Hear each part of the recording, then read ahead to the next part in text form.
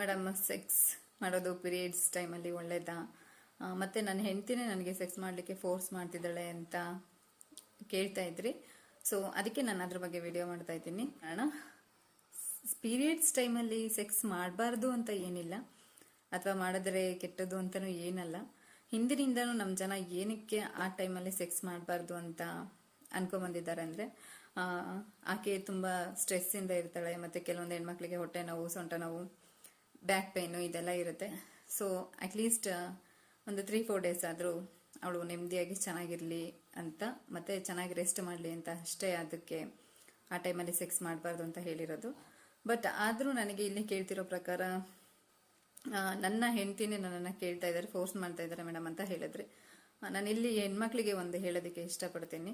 ನಮ್ಮ ದೇಹದಿಂದ ಬೇಡವಾದಂತಹ ಒಂದು ಬ್ಲಡ್ ಹೊರಗಡೆ ಹೋಗೋ ಟೈಮಲ್ಲಿ, ಆ ಟೈಮಲ್ಲಿ ಸೆಕ್ಸ್ ಮಾಡೋದು ಒಳ್ಳೇದಲ್ಲ. ಯಾಕೆಂದರೆ ಅದು ಅವ್ರಿಗೂ ಕೂಡ ಇನ್ಫೆಕ್ಷನ್ಸ್ ಆಗ್ಬೋದು. ಇನ್ ಕೇಸ್ ನಿಮ್ಗೇನಾದರೂ ಸೆಕ್ಸ್ ಮಾಡಲೇಬೇಕು ಅಂತ ಅನಿಸಿದ್ರೆ ದಯವಿಟ್ಟು ಕಾಂಡಮ್ ಯೂಸ್ ಮಾಡಿ ಸೆಕ್ಸ್ ಮಾಡಿ ಅಂತ ಹೇಳೋದಕ್ಕೆ ಇಷ್ಟಪಡ್ತೀನಿ. ಮತ್ತು ಇನ್ನೂ ಏನಾದರೂ ತುಂಬ ಫೋರ್ಸ್ ಮಾಡೋಕೆ ಹೋದರೆ ಕೆಲವೊಂದು ಗಂಡು ಮಕ್ಕಳಿಗೆ ಆ ಟೈಮಲ್ಲಿ ಸೆಕ್ಸ್ ಮಾಡಿದಾಗ ಏನು ಹೇಳ್ತಾರೆ, ವಿತೌಟ್ ಪ್ರಿಕಾಷನ್ ಸೆಕ್ಸ್ ಮಾಡಿದಾಗ ಅದು ಒಂಥರ ಅಸಹ್ಯ ಅಂತ ಕೂಡ ಅನ್ನಿಸ್ಬೋದು.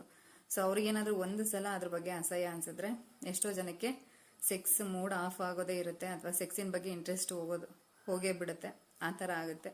ಸೊ ಬೆಟರ್ ನೀವು ಸೆಕ್ಸ್ ಮಾಡಬೇಕು ಅಂದರೆ ಪ್ರಿಕಾಷನ್ಸ್ ತೊಗೊಂಡು ಸೆಕ್ಸ್ ಮಾಡಿ. ಆದರೆ ಒಂದು ವಿಷಯ ಹೇಳೋದಕ್ಕೆ ಇಷ್ಟಪಡ್ತೀನಿ ಹೆಣ್ಮಕ್ಳಿಗೆ, ಇಲ್ಲ ಗಂಡು ಮಕ್ಳಿಗಾದರೂ ಆಗಿರ್ಬೋದು, ಆ 3-4 ದಿನದಲ್ಲಿ ಮಾಡಲಿಲ್ಲ ಅಂದರೆ ಏನೂ ಆಗೋದಿಲ್ಲ ಅಲ್ವಾ. ಎಲ್ಲದಕ್ಕಿಂತ ಮೇನ್ ಇಂಪಾರ್ಟೆಂಟ್ ಆರೋಗ್ಯ, ಹೆಲ್ತ್. ಸೊ ನಿಮ್ಮ ಕ್ವಶನ್ಗೆ ನನ್ನ ಆನ್ಸರು ಸಿಕ್ಕಿದೆ ಅಂತ ತಿಳ್ಕೊತೀನಿ.